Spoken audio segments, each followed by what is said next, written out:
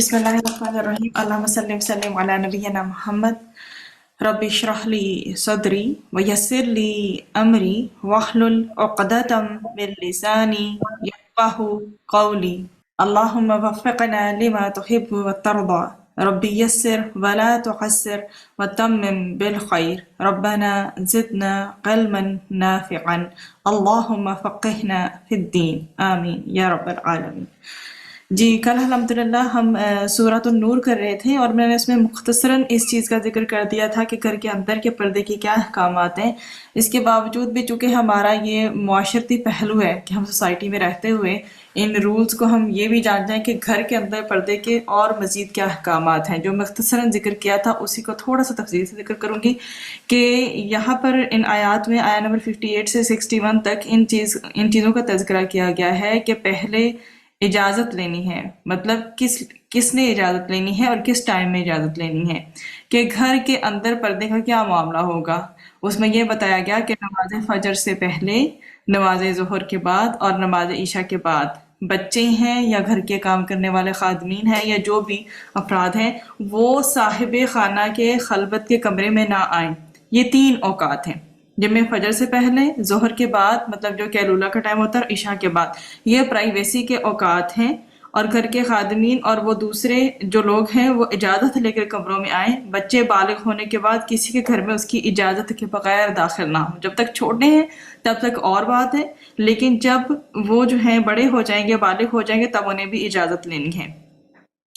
تو کیونکہ اب وہ بچے نہیں رہے، اب ان کو گھروں میں داخلے کے لیے وہی اجازت اسی طرح سے لینی ہوگی جیسے کہ ایڈلٹس اور بڑے لوگ لیتے ہیں۔ ایسی بڑی خواتین جن کا اب نکاح کو کوئی ارادہ بھی نہیں اور امکان بھی نہیں ہے، عمر گزر چکی ہے، اگر وہ زیب و زینت کا اظہار نہ کریں اور کھلے چہرے کے ساتھ نامحرم مردوں کے سامنے آ جائیں تو کوئی حرج کی بات نہیں۔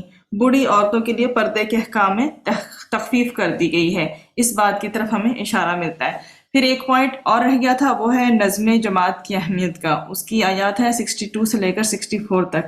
اس سے مراد یہ کہ نبی کریم صلی اللہ علیہ وسلم اپنے ٹائم پیریڈ میں جماعت کے امیر تھے اور وہ احکام عطا فرمایا کرتے تھے، تو اپنے امیر کی بات کو سننا اور ماننا یہ نظم جماعت کا ڈسپلن تھا اور اس کے تقاضے ہیں۔ اور اس میں یہی ہمیں بتایا گیا ہے کہ حقیقی ایمان والے وہ ہیں جو اپنے اجتماعی کاموں کو ذاتی کاموں پر ترجیح دیتے ہیں۔ اجتماعی کام اللہ کی دین کی سربلندی کی جدوجہد کے لیے ہوتا ہے، جو اجتماعی کام ہے۔ اگر اجتماعی کام سے جو اول تو وہ غیر حاضر نہیں رہتے جب تک نبی کریم صلی اللہ علیہ وسلم سے اجازت نہ لے لیں، اور جب تک اپنے امیر سے وہ اجازت نہ لے لیں وہ کسی قسم کا بھی غیر حاضری کا معاملہ اختیار نہیں کرتے۔ اگر کوئی مجبوری پیش آ گئی تو اجازت لیں گے، اور اگر اجازت مل جاتی ہے اس کا بھی امیر جماعت کو اختیار ہے کہ وہ اجازت مانگنے کے بعد اجازت دیتا ہے یا نہیں دیتا۔ تو یہ میکانزم پورا انٹروڈیوس کروایا گیا دینی اجتماعیت کے حوالے سے۔ اگر کسی نے اجازت لے بھی لی تو پھر نبی کریم صلی اللہ علیہ وسلم اس کے لیے استغفار کریں، اور اب جو امیر جماعت وہ خود بھی استغفار کرے، اور جس نے اجازت لی ہے وہ بھی استغفار کرے۔ اس میں کیا ہوا ہے، کیونکہ اس نے اپنے انفرادی کام کو اپنے اجتماعی کام پر ترجیح دے دی، اس وجہ سے۔ تو ہمیں بھی یہ بتایا گیا کہ جو لوگ رسول پاک صلی اللہ علیہ وسلم کی مخالفت کر رہے ہیں عنقریب اس کا نتیجہ ایسے لوگوں کے سامنے آئے گا، اور اللہ قیامت کے دن سب کھول کر پیش کر دے گا۔ اللہ تعالی ہم سب کا حساب کو آسان فرمائے۔ اللہم حاسبنا حسابا یسیرا، آمین ثم آمین۔ اس کے بعد انشاءاللہ جو ہے ہماری سورۃ الفرقان کا آغاز ہو رہا ہے، اور فرقان کا مطلب ہوتا ہے حق و باطل میں فرق کرنے والی، حق اور باطل میں فرق کرنے والی جو بات ہے اس کے حوالے سے بات کی جا رہی ہے کہ یہ سورۃ الفرقان کا نام اس بیس پر ہے۔ اس کا اگر آیات اس کی دیکھیں، اس کی آیات ہے 77، مکی سورہ ہے، اور اس سے آگے اس کے جتنے بھی ٹاپکس ہیں انشاءاللہ اس کو ایکسپلور کریں گے۔ اس کا جو تھیم ہے، جسے آپ کہہ سکتے ہیں کہ اس صورت میں کیا ایک تھیم دیا گیا ہے، وہ قرآن مجید کے آفاقی اور منفسی دلائل کی روشنی میں رسول اکرم صلی اللہ علیہ وسلم اور قرآن پر الزامات و اعتراضات کے جواب دیے گئے ہیں کہ منکرین توحید آخرت اور مشرکین مکہ کے خلاف جو ہے اتمام حجت کرنے اور جنت کے مستحق عباد الرحمن کی صفات بتا کر مرعوبیت کے بغیر دعوت و تبلیغ کا جہاد کبیر برپا کرنے کی ہدایات دی گئی ہیں۔ زمانہ نزول اس کا سورۃ الفرقان، سورۃ المؤمنون کے ساتھ رسول اکرم صلی اللہ علیہ وسلم کے قیام مکہ کے تیسرے دور 6 تا 10 نبوی میں حضرت عمر رضی اللہ تعالیٰ عنہ کے قبول اسلام ذوالحجہ 6 نبوی کے بعد غالباً 7 نبوی میں نازل ہوئی، جب آپ صلی اللہ علیہ وسلم پر طرح طرح کے الزام لگائے جاتے تھے۔ ایک تو یہ کہ مسحور، اور دوسرا مفتری مطلب کہ گھڑنے والا، اس طرح کے الزام لگائے جاتے تھے۔ چنانچہ اس صورت میں آپ صلی اللہ علیہ وسلم اور قرآن پر کیے گئے اعتراضات کا جواب دیا گیا۔ یہ وہی زمانہ تھا جب نئے مسلم صحابہ کی تربیت مقصود تھی۔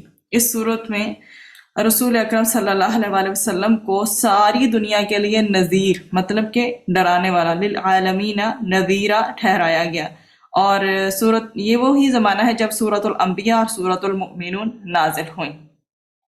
اور چونکہ سورۃ المؤمنون میں جن ایمانی صفات کا ذکر ہے، یہاں پر عباد الرحمن کی صفات آپ کو ملیں گی بالکل آخر میں، تو اس میں بہت جامع طریقے سے ان صفات کا ذکر کیا گیا ہے۔ تو پڑھتے ہیں جس سورت کی طرف۔ اس میں سب سے پہلا جو ہے وہ ٹاپک ہے آیا نمبر 1 سے لے کر 9 تک کہ دشمنان حق کے جو اعتراضات ہیں ان کے بارے میں بات کی گئی۔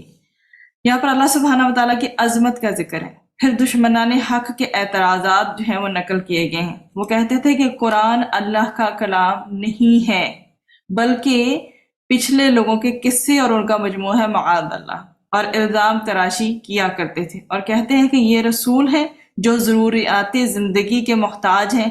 ہونا تو یہ چاہیے تھا کہ ان کے لیے سونے چاندی کے خزانے ہوتے، لہلہاتے باغات ہوتے، اور اس میں یہ پھر آگے بتایا گیا کہ یہ بے بنیاد اعتراضات کر رہے ہیں، یہ گمراہ ہو چکے ہیں اور ان پر اب ہدایت نہیں آئے گی۔ پھر آیا نمبر 10 سے لے کر 20 تک انہی کے اعتراضات کا جواب دیا گیا ہے کہ اللہ تعالیٰ نے جواب عطا فرمائے ہیں۔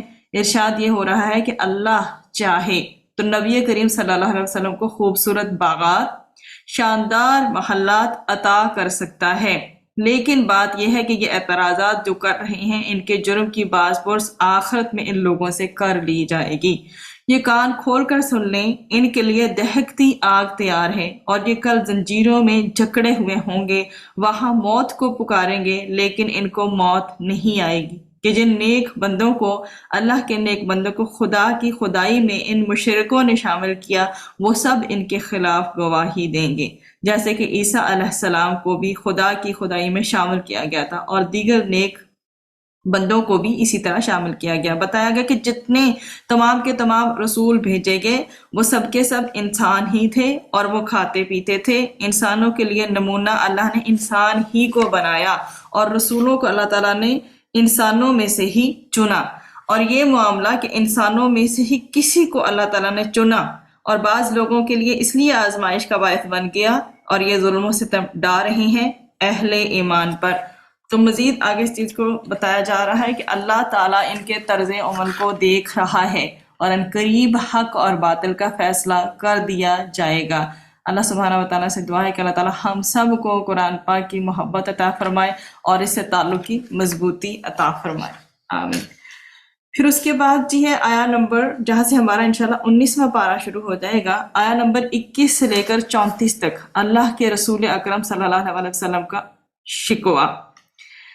تو یہاں پر سورۃ الفرقان کی آیات میں مخالفین حق کے یہ اعتراضات نقل ہوئے ہیں کہ اللہ تعالیٰ ہم پر فرشتہ بھیج کر براہ راست وحی کیوں نہیں فرما دیتا، یا بذات خود اللہ تعالیٰ خود سامنے آ کر کیوں نہیں بتاتا کہ محمد صلی اللہ علیہ وسلم اللہ کے رسول ہیں۔ اس میں یہ بتایا گیا کہ دیکھو، فرشتوں کا آنا تمہاری خواہش پر مبنی نہیں ہے، کبھی فرشتے آتے ہیں لوگوں کی جان نکالنے کے لیے، کبھی فرشتے آتے ہیں عذاب دینے کے لیے، تو یہ اس طرح کے مطالبے نہ کرو۔ اگر فرشتے آ گئے تو وہ تمہارے دن اچھے نہیں ہوں گے، مطلب تمہارے خیر کے اور اچھے دن نہیں ہوگا، نہ اچھی خبر تمہیں ملے گی اگر فرشتے آ گئے۔ تو یہ مزید بتائے گا کہ روز قیامت کی کفار کی نیکیاں، اعمال بظاہر اگر نیک بھی ہیں لیکن ایمان کے بغیر ہیں تو اللہ سبحانہ و تعالیٰ راکھ کا ڈیر بنا دے گا، اور سارے کے سارے اعمال جو ہیں بالکل ریزہ ریزہ ہو جائیں گے، ان کو کچھ بھی حاصل نہیں ہوگا۔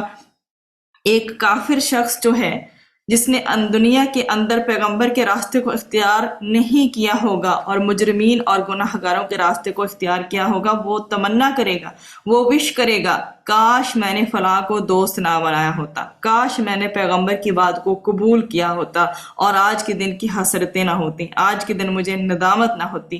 پھر یہاں پر اللہ تعالیٰ نبی کریم صلی اللہ علیہ وسلم کی شکایت کو نقل کیا ہے سورۃ الفرقان کی آیہ نمبر 30 میں، اور رسول اکرم صلی اللہ علیہ وسلم شکایت کرتے ہوئے کہیں گے، اے میرے رب، میری اس قوم نے قرآن کو چھوڑ دیا تھا، ترک کر دیا تھا، ان کی نگاہوں میں اس کی کوئی حیثیت نہیں تھی۔ مشرکین کفار تو وہ تھے جو انکار کر رہے تھے۔ ہمیں بھی غور کرنا چاہیے کہ قرآن حکیم کے حقوق کا ہم اہتمام اچھے سے کر رہے ہیں یا نہیں۔ اگر نہیں کرے تو ہمیں ڈرنا چاہیے کہ کہیں ہم اس شکایت کی ضد میں نہ آ جائیں۔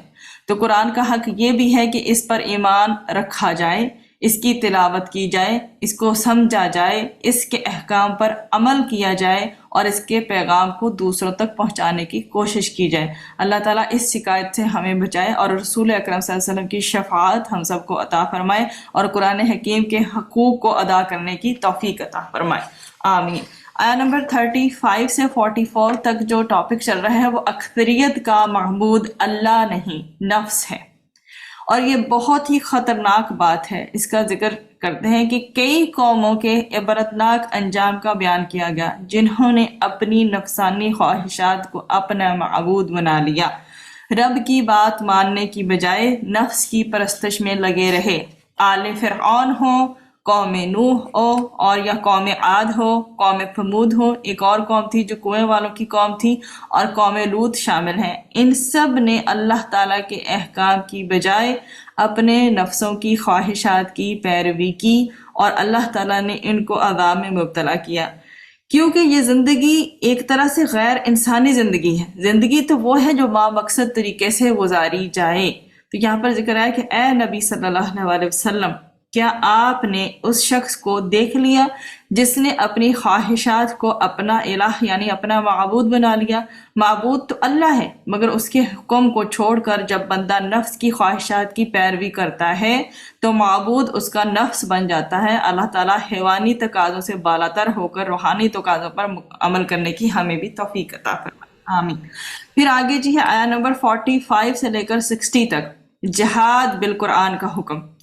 یہاں پر یہ بتایا گیا کہ اپنی نعمتوں، ساری نعمتوں کا اللہ سبحانہ وتعالیٰ نے ذکر فرمایا۔ سایہ ہے، دھوپ ہے، سورج ہے، دن رات، نیند، ٹھنڈی ہوائیں، بارش، پانی اور پانی کی گردش کا نظام، اس طرح سے واٹر سائیکلز دیکھ لیں، سب اللہ تعالیٰ کی عطا کردہ نعمتیں ہیں، لیکن اکثر لوگ نعمتوں کا اعتراف نہیں کرتے جو اللہ سبحانہ وتعالیٰ نے عطا کی ہیں، اور کیسی روش اختیار کی ہوئی ہے، احسان فراموشی کی۔ نبی کریم صلی اللہ علیہ وسلم کو حکم دیا گیا سورۃ الفرقان کی آیہ نمبر 52 میں، وَجَاهِدْهُمْ بِهِ جِهَادًا كَبِيرًا، اے نبی صلی اللہ علیہ وسلم ان سے بڑا جہاد کیجیے۔ اس قرآن کے ذریعے بڑا جہاد کیا تھا؟ مکہ مکرمہ میں عقائد کا درست کیا جانا۔ پہلا جو پوائنٹ ہے وہ ہے عقائد کا درست کیا جانا، اور دوسرا اور لوگوں کو دین کی طرف بلانا، اور تیسرا اور جو دین حق قبول کرنے کے لیے جنہوں نے کر لیا ہے دین حق کو قبول، ان کی منظم جماعت بنانا۔ یہاں دیکھیں اب کہ کیا پروسیس ہے۔ نمبر 1 عقائد کو درست کیا جانا، دوسرا اور لوگوں کو دین کی طرف بلانا، اور جو لوگ دین حق قبول کر لیتے ہیں ان کی ایک منظم جماعت بنائی جائے، ان کو اللہ والا بنانا، اور آگے جو اہل باطل ہیں ان کے اعتراضات کے جواب دینا۔ یہ بہت سارے محاذوں پر جو جہاد مکی دور میں ہوا وہ تلوار سے نہیں ہوا بلکہ وہ قرآن کے ذریعے ہوا۔ اس کا حکم دیا گیا کہ آج بھی لوگوں کو پہلے لوگوں کی طرح قرآن سے جوڑنے کی ضرورت ہے، لوگوں کے دلوں میں قرآن کے نور کو اتارنے کی ضرورت ہے۔ اس قرآن کے ذریعے لوگوں کو کی تسلی جو ہے وہ لوگوں کو تسلی دی گئی اور ان کی تربیت بھی کی گئی، اور پھر ایک ایسی منظم جماعت تیار ہو جو حق کے غلبے کے لیے میدان میں اترے گی۔ اب تو اللہ تعالیٰ اس کی بھی مدد فرمائے گا۔ تو یہ وہ سارا پروسیس ہے کہ کس طرح سے جو ہے جڑ سے لے کر جو ہے خاتمہ کرنا ہے غلط عقائد کا۔ پہلے تو جاہلیت کا خاتمہ کرنا ہے، جیسے کہ نبی کریم صلی اللہ علیہ وسلم جو ہے وہ پوری دنیا کے لیے روشنی تھے۔ جب وہ آئے ہیں تو انہوں نے اندھیروں کو ہٹا کر جو ہے اسلام کی روشنی سے جو ہے وہ مالا مال کیا۔ تو اس میں اب یہ سٹیپس ہمیں بتایا گئے ہیں کہ جب بھی کسی بھی انسان نے کسی بھی ایریا میں کسی بھی ٹائم پیریڈ میں لوگوں کے ساتھ کام کرنا ہے جہاں کہ وہ بالکل بھی دین پہ امپلیمنٹ نہیں کر رہے، تو وہ نبی کریم صلی اللہ علیہ وسلم کے اس بہترین طریقے کو فالو کریں گے۔ آگے آیات نمبر جو ہیں 61 سے لے کر 77 تک اللہ سبحانہ و تعالیٰ کے محبوب بندوں کی صفات ہیں، عباد الرحمن کا ذکر ہے۔ رحمان کے بندے جو ہیں، محبوب بندے کون ہیں، ان کی صفات کا تذکرہ ہے کہ رحمان کے بندے تو وہ ہیں جو زمین پر عاجزی کے ساتھ چلتے ہیں، اور جب وہ تبلیغ کا عمل انجام دیتے ہیں تو لوگوں سے الجھتے نہیں ہیں، بلکہ بڑی مصلحت کے ساتھ اور بڑی ہمدردی کے ساتھ کلام کرتے ہیں، طویل قیام کرتے ہیں راتوں میں، تہجد کی نماز کی طرف اشارہ ہے۔ اسی طرح سے مال خرچ کرنے کے دوران بھی میانہ روی سے کام لیتے ہیں، ایسی محفلوں میں نہیں بیٹھتے جہاں جھوٹ بولا جا رہا ہو یا پھر جھوٹی باتوں پر عمل کیا جا رہا ہو، بے مقصد کاموں سے دور رہتے ہیں، جب قرآن سنایا جاتا ہے تو اخلاص نیت کے ساتھ اور ہدایت کی طلب کے ساتھ سنتے ہیں، شرک، قتل ناحق اور زنا جیسے بڑے بڑے گناہوں سے اجتناب کرتے ہیں، مزید یہ کہ جہنم کے عذاب سے بچنے کے لیے دعائیں کرتے ہیں، اتنے نیک ہونے کے باوجود جہنم کا خوف ان پر طاری رہتا ہے، اور اکیلے اکیلے نیکی کی بات نہیں کرتے بلکہ اپنے گھر والوں کی بھی فکر کرتے ہیں، اور بیوی اور اولاد کے لیے بھی بڑی قیمتی دعائیں اس میں سکھائی گئیں، ربنا حب لنا من ازواجنا وذریاتنا قرۃ اعین وجعلنا للمتقین اماما، اے ہمارے رب ہمیں ہماری بیویوں اور اولاد کی طرف سے آنکھوں کی ٹھنڈک عطا فرما اور ہمیں متقین کا امام بنانا۔ تو کل کی جواب دہی کا احساس ان کے دلوں میں رہتا ہے۔ ان صفات کے حاملین جو ہے عباد الرحمن کے بارے میں اللہ تعالیٰ کیا فرماتے ہیں؟ اللہ سبحانہ وتعالیٰ نے فرمایا جنت کے بالا خانے، ملٹی سٹوری بینگلوز ان کو اللہ سبحانہ وتعالیٰ عطا فرمائے گا، اور ان کے پاس کیا ہوں گے؟ ریزیڈینشل گارڈنز ہوں گے، ان کے اندر ہوں گے۔ تو اللہ سبحانہ وتعالیٰ سے ہم بھی سوال کرتے ہیں، اے اللہ ہم سب کو تو جنت الفردوس عطا فرما۔ پھر آگے جو ہے وہ سورۃ الشعراء شروع ہو جاتی ہے، اور شعراء جو ہے وہ شاعر کی جمع ہے۔ تو اس سورت کے بالکل آخر میں شاعروں، برے شاعروں کا پول بھی کھول دیا گیا، اس نسبت سے اس سورہ کا نام جو ہے وہ سورۃ الشعراء ہے۔ آیات اس کی 227 ہے، مکی سورہ ہے، اس کے کافی سارے جو ہیں آگے فردر ٹاپکس ہیں، اور اس کا اگر تھیم دیکھا جائے تو تمام انبیاء نے اللہ رب العالمین کی عبادت اور اپنی اطاعت کی دعوت دی، اور جتنے بھی دلائل ہیں ان کی روشنی میں اللہ کی عزیزیت کہ رب عزیز ہے، اور رحیمیت مطلب کہ اس کو عزیز اور رحیم سمجھ لو اور تسلیم کر کے قرآن پر ایمان لے آؤ۔ تو اس کی طرف انشاءاللہ بڑھتے ہیں۔ سب سے پہلی بات یہ کہ زمانہ نزول اس کا، چونکہ سورۃ الشعراء رسول اکرم صلی اللہ علیہ وسلم کے قیام مکہ کے تیسرے دور 6 تا 10 نبوی میں نازل ہوئی، جب عربی قرآن پر شک کے ساتھ اعتراض کیا جا رہا تھا اور رسول اکرم صلی اللہ علیہ وسلم پر جنون کا الزام لگایا گیا تھا، اور جب قریشی قیادت کو 6 قوموں، قوم نوح، قوم عاد، قوم ثمود، اقوام لوط اور شعیب اور موسیٰ کے انجام سے عبرت حاصل کرنے کا مشورہ دیا گیا۔ آیا نمبر 214 وَأَنذِرْ عَشِيرَتَكَ الْأَقْرَبِينَ اعلان عام سے ذرا پہلے 4 نبوی میں نازل ہوئی، جس کے بعد آپ صلی اللہ علیہ وسلم نے کوہ صفا پر چڑھ کر مطلب جتنے بھی لوگ تھے وہاں پہ ان کو توحید کی دعوت دی تھی۔ تو پچھلی جو سورہ ہے الفرقان، اس میں رسول اکرم صلی اللہ علیہ وسلم کی دعوت اور قرآن مجید کی حقانیت کے عقلی اور آفاقی ہر قسم کے دلائل دیے گئے، اعتراضات کا آگے سے الزامات کا جواب دیا گیا۔ یہاں سورۃ الشعراء میں اللہ کے 2 نام جو صفاتی نام ہے عزیز اور رحیم، اس کے حوالے سے بات کی گئی ہے بار بار، اور اگلی 3 صورتوں میں سورۃ الشعراء، سورۃ النمل اور سورۃ القصص میں 2 باتیں مشترک ہیں۔ تینوں صورتوں میں حضرت موسیٰ علیہ السلام اور فرعون کی کشمکش کی سچی داستان سنا کر قریش کی طاغوتی قیادت کو فرعونی رویے ترک کرنے کا حکم دیا گیا ہے۔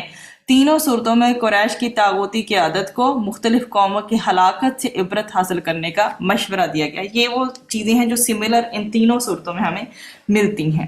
تو اس صورت کے اعتبار سے جو عنوان اس کو دیا گیا وہ ہم نے ایکسپلور کر لیا کہ کیوں اس کا نام رکھا گیا، اور مشرکین مکہ پر اتمام حجت بھی ہو گئی، اور دو ٹوک انداز سے ان کے سامنے بات آ گئی کہ رسولوں کے حالات کا ذکر، جیسے سورہ ہود میں ہم نے پڑھا، سورۃ القراف میں پڑھا، اور پھر سورۃ الشعراء میں بھی ذکر آیا۔ اس صورت میں کچھ الفاظ ہیں، 2 آیات ہیں جو 8 مرتبہ دہرائے گئے ہیں، ان فی ذلک لآیہ وما کان اکثرهم مؤمنین۔ تو بے شک اس معاملے میں ان کے لیے یقیناً نشانی ہے، البتہ ان میں سے اکثر ایمان لانے والے نہیں ہیں۔ وَإِنَّ رَبَّكَ لَهُوَ الْعَزِيزُ الْحَكِيمُ، اور بے شک آپ کا رب بہت ہی غلبہ رکھنے والا، نہایت رحم فرمانے والا ہے۔ اللہ تعالیٰ نے یہ آیات بار بار اس سورہ میں دہرائی ہیں۔ وہ غلبہ رکھتا ہے، نافرمانوں کو سزا دے گا، وہ رحیم ہے کہ توبہ قبول کرنے والوں اور ایمان کی روش پر چلنے والوں کو معاف فرمانے والا ہے، اور رحمتوں سے بھی نوازنے والا ہے۔ اس میں بڑھتے ہیں ہم اس کی آیات کی طرف انشاءاللہ۔ سب سے پہلے ہے جی ہمارے پاس آیا نمبر 1 سے لے کر 9 تک، مشرکین مکہ کی مجرمانہ روش۔ اس بات میں ہمیں اس بات سے آگاہ کیا گیا کہ اللہ تعالیٰ کی کئی نشانیاں دیکھنے کے باوجود بھی یہ لوگ ایمان نہیں لا رہے۔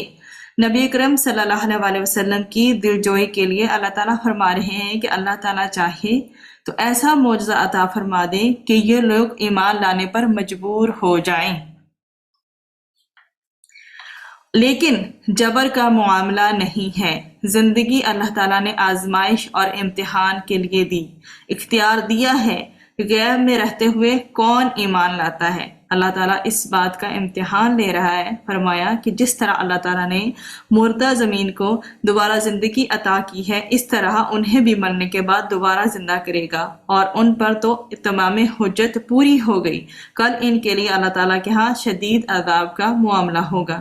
پھر آیا نمبر 10 سے لے کے 33 میں دیکھیے، حقیقی رب کون ہے۔ اس مقام پر موسیٰ علیہ السلام کا فرعون کے ساتھ ایک زبردست مکالمہ نقل ہوا، اور اللہ تعالیٰ نے موسیٰ علیہ السلام کو اور ان کے بھائی ہارون علیہ السلام کو حکم دیا تھا کہ فرعون کے پاس جاؤ اور رب کائنات پر ایمان لانے کی دعوت دو۔ پیغمبروں کی دعوت انقلابی دعوت ہوتی ہے۔ اس وقت کا ظالم جابر وہ حکمران تھا فرعون، اس کے دربار میں جا کر دعوت توحید پیش کر رہے ہیں۔ فرعون نے تانا دیا کہ ہم نے تمہاری پرورش کی تھی۔ اس میں ساری ہمیں ہسٹری سے ریلیٹڈ ملتی ہے۔ یہ مشہور واقعہ کہ فرعون کے محل میں موسیٰ علیہ السلام کی پرورش ہوئی ہے، تو فرعون نے احسان جتایا کہ ہم نے تو تمہاری پرورش کی تھی اور تم نے ہمارے ایک شخص کو قتل کر ڈالا۔ موسیٰ علیہ السلام نے فرمایا کہ یہ تو قتل خطا کا معاملہ ہوا تھا، اور ابھی تک مجھ پر ظہور نبوت کا معاملہ نہ ہوا تھا، اور اللہ تعالیٰ نے اب مجھے حق عطا فرما دیا، مجھ پر اعلان نبوت ہو چکا ہے، اور وہ مجھ سے درگزر بھی فرما چکا ہے۔ لیکن فرعون کو حضرت موسیٰ علیہ السلام نے کہا کہ اپنا گریبان جھانک کر دیکھو۔ احسان جتاتا ہے کہ تم نے ایک بچے کی پرورش کی تھی۔ آگے سے حضرت موسیٰ علیہ السلام اس کو جواب دے رہے ہیں کہ تم نے ایک بچے کی پرورش کی تھی، اور پوری بستی جو اسرائیل کی قوم کو تم لوگوں نے جو ہے وہ غلام بنا کر رکھا ہوا ہے، یہ تم کس بات کا احسان جتاتے ہو۔ موسیٰ علیہ السلام کی اس بات پر فرعون نے بات کا رخ بدل دیا۔ وہ آگے سے احسان جتا رہا تھا کہ تمہاری پرورش کی ہے، تو پھر آگے سے فرعون کو جواب دے رہے ہیں حضرت موسیٰ علیہ السلام کہ تم اس بات کا تو احسان جتا رہے ہو کہ تم نے پرورش کی تھی، لیکن تم دیکھو کہ تم نے بنی اسرائیل کے ساتھ کیا کیا ہو، کہ ان کی پوری قوم کو غلام بنا کے رکھا ہوا ہے۔ اور اس بات پر پھر آگے بات چلتی ہے، اس سے پوچھتا ہے وہ آگے فرعون، جب بات کا رخ بدل دیتا ہے کہ یہ بتاؤ کہ رب کائنات کون ہے۔ موسیٰ علیہ السلام نے فرمایا رب کائنات تو وہ ہے جو تمام آسمانوں اور زمین اور مشرق اور مغرب کا، تیرا کیا، تیرے باپ کا اور تیرے دادا کا بھی، سب کا پیدا کرنے والا ہے۔ یہ خدائی کا دعویٰ کرنے والا تھا فرعون، مگر وہ بھی پیدا ہوا تھا کسے؟ وہ بھی پیدا ہوا تھا، اس کا بھی باپ پیدا ہوا تھا، یقیناً اس کا بھی دادا پیدا ہوا ہوگا۔ تو موسیٰ علیہ السلام نے کھل کر جواب دیا۔ فرعون لاجواب ہو گیا، اور جب جواب نہیں ہوتا تو ظالم لوگ تشدد پر اتر آتے ہیں۔ وہ کہنے لگا میں تمہیں قید کر دوں گا۔ موسیٰ علیہ السلام نے اپنا عصا پیش کیا، وہ اژدہا بن گیا۔ فرعون کے ہوش ٹھکانے آ گئے۔ چمکتا ہوا ہاتھ پیش کیا تو دیکھا وہ مرعوب ہو کر رہ گیا۔ اس نے اپنے دربار کو برخاست کر دیا، اس لیے کہ اب اس سب کا پیش کرنا جو موسیٰ علیہ السلام نے پیش کیا، اس کا جواب دینا تو فرعون کے لیے ممکن نہیں تھا۔ چنانچہ پھر کیا ہوا، یہ سارا کا سارا مشہور واقعہ آپ کے علم میں ہے کہ حضرت موسیٰ علیہ السلام اور جادوگروں کے درمیان جو ہے مقابلہ آیا نمبر 34 سے لے کے 51 تک ہے۔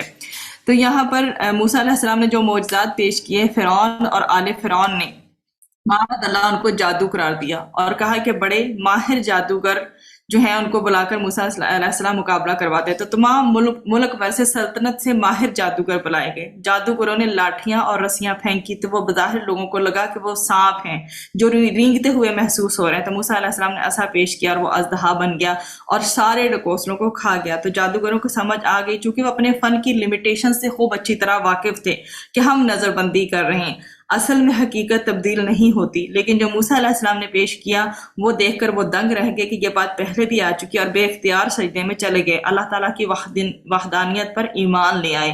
تو فرعون کے ہوش جو ہے وہ ٹھکانے آ گئے، جن پر اسے تکیہ تھا اس کے وہی پتے ہوا دینے لگے۔ یہ والی بات ہو گئی کہ اب اس نے دھمکی دینا شروع کی کہ میں تمہارے ہاتھ پاؤں کاٹ دوں گا اور سلے پر چڑھا دوں گا۔ جادوگروں نے کہا تو کیا جانے کہ ایمان کی دولت کیا چیز ہے، ابھی اس سے توقع کر رہے تھے کہ مال ملے گا، مطلب اب اللہ تعالیٰ پر ایمان آ گیا۔ پہلے تو وہ یہ توقع کر رہے تھے کہ چونکہ یہ مقابلہ اس نے کروایا ہے تو کیا ہے ہمیں اس مقابلے میں جو ہے وہ مال ملے گا، لیکن اب چونکہ ان کو اللہ تعالیٰ پر ایمان آ گیا ان کا، اور اللہ تعالیٰ پر ایمان نہیں آئے، تو کہہ رہے ہیں کہ تو جو چاہے سلوک کر لے، ہمیں کوئی پرواہ نہیں، تو صرف دنیا کی زندگی میں کوئی فیصلہ کر لے گا، جبکہ رب جو ہے وہ آخرت کا بھی رب ہے۔ ہم اس پر ایمان لے کے آتے ہیں اور ہمیں امید ہے کہ وہ ہماری خطاؤں سے درگزر فرمائے گا۔ پھر آیا نمبر 52 سے لے کر 68 تک ہے جی اللہ پر توکل کی اعلیٰ مثال۔ موسیٰ علیہ السلام اللہ کے حکم سے اپنی قوم کو لے کر نکل پڑے، یہ ہجرت کا مرحلہ ہے۔ فرعون اور آل فرعون غرق ہو گئے اور اللہ نے بنی اسرائیل کو نجات عطا فرمائی اور سمندر بھی اور دریا بھی پار کروا دیا۔ اس دوران میں جب فرعون اپنے لشکروں کے ساتھ آ رہا تھا تعاقب کرنے کے لیے اور یہ لشکر بالکل قریب پہنچ گئے، تو موسیٰ علیہ السلام سے قوم نے کہا کہ ہم تو مارے گئے، موسیٰ علیہ السلام ہم تو پکڑے گئے۔ موسیٰ علیہ السلام نے اللہ پر توکل کرتے ہوئے ارشاد فرمایا کہ نہیں، میرا رب بچاؤ کا راستہ عطا فرمائے گا، بے شک میرا رب میرے ساتھ ہے، ان قریب وہ مجھے راستہ دکھائے گا۔ اللہ تعالیٰ کے حکم سے عصا انہوں نے دریا پر مارا اور وہ پھٹ گیا اور درمیان میں خشک راستہ ہو گیا، اور قرآن میں ایک اور جگہ فرمایا گیا کہ دریا کے 2 ٹکڑے ہو گئے اور وہ بڑے بڑے پہاڑ کی طرح کھڑے ہو گئے۔ یہ اللہ کی شان، یہ بہت بڑا معجزہ عطا کیا گیا۔ درمیان میں خشک راستہ، موسیٰ علیہ السلام بنی اسرائیل کو لے کر چلے گئے، پیچھے فرعون اور آل فرعون آئے، دریا کے پانی کو اللہ نے دوبارہ ملا دیا اور یہ سارے کے سارے غرق ہو گئے۔ فرعون اس کے لاؤ لشکر، اللہ تعالیٰ نے جو حفاظت فرمائی موسیٰ علیہ السلام کی اور بنی اسرائیل کی۔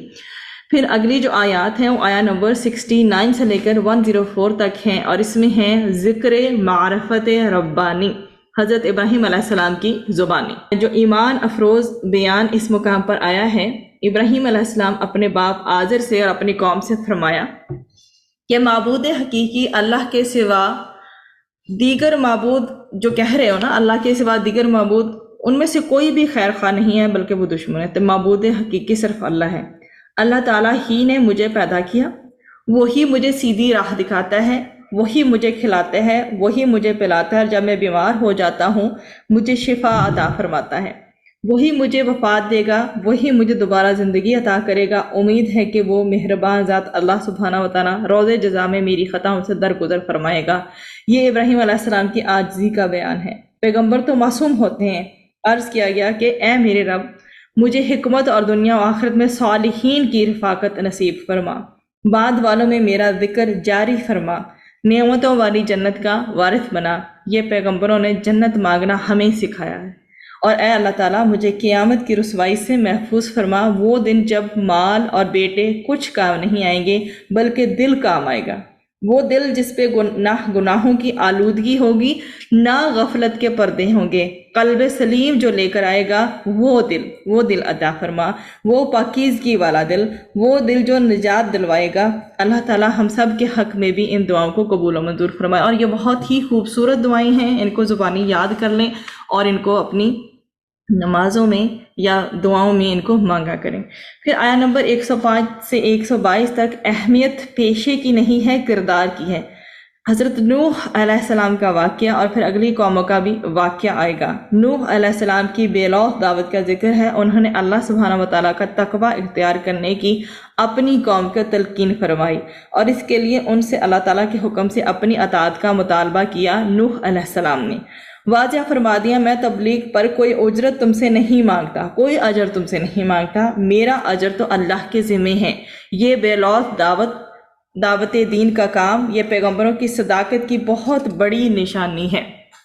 قوم کی اکثریت نے کہا، خاص طور پر سرداروں نے کہا کہ ہم تمہاری بات کو مان لیں۔ انہوں نے پوچھا کہ کیا ہم تمہاری بات کو مان لیں، جبکہ تمہاری پیروی کرنے والے ہمارے معاشرے کے حقیر لوگ ہیں۔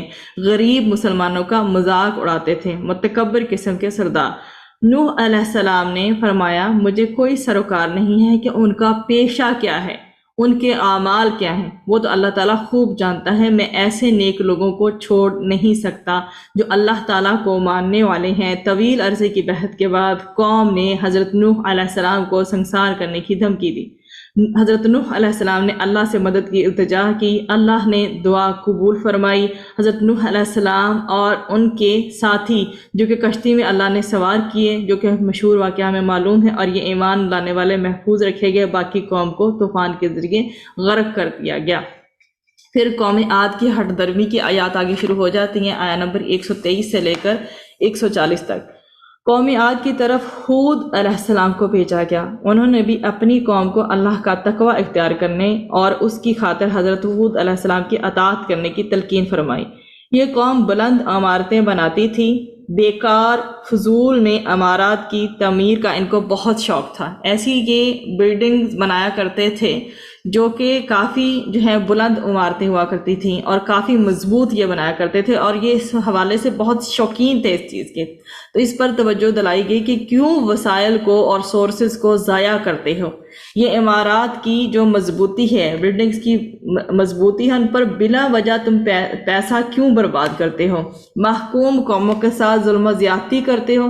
ذرا اس قوم کو اختیار ملتا تو لوگوں پر جبر کیا کرتے تھے۔ فرمایا، دیکھو اللہ تعالیٰ کی نافرمانی سے بچو جس نے تمہیں بہت ساری نعمتیں عطا فرمائیں، بیٹے، مویشی، باغات، بہتے چشمے، سب کچھ عطا کیا۔ اگر تم نے توبہ نہیں کی تو اندیشہ ہے کہ تم پر ایک بڑے دن کا عذاب آئے گا۔ قوم نے بڑی حقارت سے کہا کہ ہمیں نصیحت نہ کرو، ہم پر کوئی اثر نہیں ہوگا، نہ ہم پر کوئی عذاب آئے گا۔ جب اس ہٹ درمی پر قوم آ گئی تو اللہ کا عذاب آیا اور مجرمین کو ہلاک کر دیا گیا۔ پھر آگے قوم سمود کا تکبر ہے، آیا نمبر 141 سے لے کے 159 تک۔ صالح علیہ السلام کی قوم سمود۔ حضرت صالح علیہ السلام نے بھی اپنی قوم کو اللہ کی اطاعت کرنے اور اللہ تعالیٰ کی نافرمانی سے بچنے کی تلقین کی اور کہا، دیکھو تم ہمیشہ خوبصورت باغات اور ٹھنڈے چشموں سے فیض یاب اور طرح طرح کی فصلوں سے اور کھجوروں سے تم لطف اندوز ہو رہے ہو۔ اللہ تعالیٰ کی نعمتوں کا احساس رکھو۔ یہ قوم پہاڑ کو تراش کر بڑے بڑے محلات بنایا کرتی تھی۔ فرمایا کہ ان نعمتوں کے بارے میں تم نے کل اللہ کو جواب دینا ہے۔ اللہ کی بندگی کرو، زمین میں فساد نہ مچاؤ۔ قوم نے تکبر کی روش اختیار کرتے ہوئے اس دعوت حق کو رد کیا اور ان کے بشر ہونے پر، انسان ہونے پر اعتراض بھی کیا۔ اللہ تعالیٰ نے اس قوم کو معجزے کے طور پر، نشانی کے طور پر ایک اونٹنی عطا کی۔ قوم نے اس کی قدر نہیں کی اور اس کو قتل کر ڈالا، یہاں تک کہ پھر اللہ تعالیٰ کا عذاب زلزلے کی صورت میں اس قوم پر مسلط ہوا۔ آیا نمبر 160 سے لے کر 175، 160 سے لے کر 175 تک قوم لوط کی بے حیائی کا تذکرہ ہے۔ قوم لوط ہم جنس پرستی کی گندگی میں مبتلا تھی۔ لوط علیہ السلام نے اس قوم کو اللہ کی نافرمانی سے روکا اور اس سے بے حیائی کے کام سے روکا۔ ایک تو نافرمانی سے روکا، پھر یہ جو بے حیائی کا کام کرتے تھے اس سے روکا، اور قوم نے کہا ہم تمہیں قوم نے کہا پیغمبر سے، تم ہمیں نصیحت کرنے سے باز آ جاؤ ورنہ ہم تمہیں اپنی بستی سے نکال دیں گے۔ آج بھی ایسا ہی ہوتا ہے کہ کوئی عفت کی بات کرے، پردے کی بات کرے، حیا کی بات کرے اور دین حق پہ چلنے کی بات کرے تو لوگوں کے ایک دم چہرے بگڑنے شروع ہو جاتے ہیں۔ صدیوں پہلے بھی جاہل قسم کا یہ طرز عمل تھا، آج بھی ایون کہ ہمارے طبقے میں بہت سارے پڑھے لکھے لوگ بھی ہوتے ہیں، ویل ایجوکیٹڈ ہوتے ہیں، اس کے باوجود جب دین کی سرٹن ایریاز کی بات ان سے کی جاتی ہے، یہ کام کر لو، یہ بھی کر لو، تو ساتھ ہی ان کا طرز عمل فوراً بدل جاتا ہے۔ اس کی قوم نے کہا ہم تمہیں بستی سے نکال دیں گے۔ حضرت لوط علیہ السلام نے اللہ سے التجا کی، اللہ کا عذاب آیا۔ لوط علیہ السلام اور ان کے گھرانے میں سے بیٹیاں ہی بچائی گئیں، بیوی نافرمان تھی، نافرمان قوم کے ساتھ اس کو بھی عذاب دے دیا گیا۔ اللہ نے اس بستی کو الٹ دیا اور جو پتھر ہیں اللہ نے اس قوم پر برسا کر ان کو نیست و نابود کر دیا۔ اللہ تعالیٰ ہمیں ایسی کسی بھی صفات سے بچائے جو کہ پرانی قوموں پہ تھی، جس وجہ سے ان کو سزا ملی۔ آیت نمبر 176 سے 191 تک ناپ تول میں کمی کی سزا بتائی گئی۔ یہ حضرت شعیب علیہ السلام کی قوم کا تذکرہ ہے۔ جنگل والی قوم یہ کہلاتی تھی، جنگلات ان کے علاقے میں بہت زیادہ تھے، اور اللہ تعالیٰ کے پیغمبر شعیب علیہ السلام نے ان سے کہا کہ اللہ کی اطاعت کرو اور اللہ کی نافرمانی سے بچو، ناپ تول میں کمی نہ کرو، لوٹ مر کر کے فساد نہ مچاؤ۔ قوم نے دعوت کو رد کیا اور کہا کہ آسمان ہم پر لا کر گرا دو۔ اللہ تعالیٰ نے آسمان سے بجلیاں گرا کر ان کو ہلاک کر دیا۔ پھر آیا نمبر 192 سے لے کر 227 تک قرآن حکیم کی عظمت ہے۔ قرآن عظیم جو ہے، یہ قرآن مجید جو ہے یہ عظیم کلام ہے، اللہ تعالیٰ نے جبرائیل امین کے ذریعے نبی کریم صلی اللہ علیہ وسلم کے قلب مبارک پر نازل فرمایا۔ یہ واضح عربی زبان میں ہے اور اس کی پریڈکشن، اس کی پیشن گوئیاں پچھلی کتابوں میں بھی موجود ہیں۔ قرآن کسی کاہن کا، کسی شاعر کا کلام نہیں ہے۔ شاعر تو ایسے لوگ ہوتے ہیں کہ عام طور پر برے شاعروں کا بیان کہ جن کی پیروی برے لوگ، گمراہ قسم کے لوگ کر رہے ہوتے ہیں۔ کسی کی تعریف کرنے پہ آئے تو زمین و آسمان کے کلاموں کو ملا دیں۔ ان برے شاعروں کا یہاں رد کیا گیا۔ البتہ وہ شعراء اور ان شاعروں کا بھی یہ بھی ذکر ہے کہ ان کے قول و فعل میں تضاد ہوا کرتا ہے اور ان کی پیروی کرنے والے گمراہ قسم کے لوگ ہوا کرتے ہیں۔ اس کے برعکس اللہ کے پیارے نبی صلی اللہ علیہ وسلم کی پیروی کرنے والے انتہائی نیک لوگ ہیں۔ اختتام ہو جاتا ہے۔ پھر آگے سورۃ النمل جو ہے وہ شروع ہوتی ہے اور آیات ہیں جی اس کی 93، اور سورہ ہے یہ مکی، اور اس کا جو تھیم ہے رسول اکرم صلی اللہ علیہ وسلم کی قرآنی دعوت، توحید اور آخرت قبول کر کے اسلام لے آؤ۔ اور اس میں جو توحید کی قسمیں ہیں ان کا آگے بیان ہے کہ اللہ سبحانہ وتعالیٰ پر ایمان لے آؤ۔ اس میں جو توحید ربوبیت آ جاتی ہے، الوہیت آ جاتی ہے، جو بھی توحید کی قسمیں ہیں۔ پھر زمانہ نزول ہے سورۃ النمل، سورۃ الشعراء کے بعد رسول اکرم صلی اللہ علیہ وسلم کے قیام مکہ کے تیسرے دور 6 تا 10 نبوی میں نازل ہوئی، جب شک و ریب کے ساتھ رسول اکرم صلی اللہ علیہ وسلم پر ساحر ہونے کا الزام عائد کیا جاتا رہا، اور جب مکے کی بت پرستی قریشی قیادت کو یمن کی سلطنت سبا کی ملکہ نے جو ہے اسلام قبول کر کے عبرت حاصل کرنے کا اسے مشورہ دیا گیا، جو اسلام لانے سے پہلے سورج کی پوجا کیا کرتی تھی۔ تو پچھلی جو صورت ہم نے سورۃ الشعراء ہے، اس میں ہلاک شدہ قوموں کے منفی رویوں سے عبرت حاصل کرنے کا مشورہ تھا، جنہوں نے دعوت کو جھٹلا کر مسترد کر دیا تھا۔ یہاں پر سورۃ النمل میں تصویر کا دوسرا رخ ہے۔ یمن کی ملکہ نے دعوت کو قبول کر کے دنیا اور آخرت کی کامیابی حاصل کر لی۔ یہاں مثبت رویوں کو اپنانے کا مشورہ ہے۔ وہاں سورۃ الشعراء میں توحید اختیار اور توحید صفات مطلب عزیز اور رحیم کا ذکر آیا تھا، اور یہاں سورۃ النمل میں الہ مع اللہ کی اللہ کے سوا جو توحید ہے تو توحید الوہیت اور حاکمیت کا تذکرہ اس میں بار بار ملے گا۔ آیا نمبر 1 سے لے کر 14 تک جس طرح سورۃ البقرہ میں ذکر آتا ہے وہی انداز یہاں پر ہے کہ قرآن ایمان لانے والوں کے لیے ہدایت ہے، جو نماز قائم کرتے ہیں، زکوٰۃ ادا کرتے ہیں، راہ خدا میں خرچ کرتے ہیں، آخرت پر یقین رکھتے ہیں، اور جو لوگ آخرت پر ایمان نہیں رکھتے، دنیا کی عارضی لذتیں ان کے لیے مرغوب کر دی جاتی ہیں اور وہ اس میں ڈوب کر آخرت سے غافل ہو جاتے ہیں۔ موسیٰ علیہ السلام پر ظہور نبوت کا بیان ہے۔ جب وہ مدین میں آ کر مصر کی طرف آ رہے تھے تو اللہ تعالیٰ نے ان سے کلام فرمایا اور ان کو وحی عطا فرمائی اور معجزات عطا فرمائے، عصا اور چمکتے ہوئے ہاتھ کا۔ وہ ہم سارا پہلے سے الحمدللہ تذکرہ کر کے آ چکے ہیں۔ آیا نمبر 15 سے لے کر 31 تک حضرت سلیمان علیہ السلام پر اللہ کا فضل۔ اللہ نے انہیں ایسے لشکر عطا فرمائے جن میں انسانوں کے علاوہ جنات اور پرندے بھی شامل تھے۔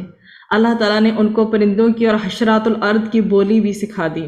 ایک روز ان کا ایک وادی سے گزر ہوا کہ جہاں چیونٹیوں کی کثرت تھی، تو ایک چیونٹی نے پکار کر دوسری چیونٹی سے کہا کہ بلوں میں چلی جاؤ، ایسا نہ ہو کہ حضرت سلیمان علیہ السلام کا لشکر تمہیں کچل دے۔ یہ سن کر حضرت سلیمان علیہ السلام مسکرائے اور اللہ تعالیٰ کا شکر ادا کیا۔ ہدہد پرندے کا جائزہ لیا تو وہ بھی نہیں ملا لشکر میں سے، تو انہوں نے فرمایا کہ اگر وہ معقول عذر لے کر نہیں آئے گا تو وہ قتل کر دیا جائے گا۔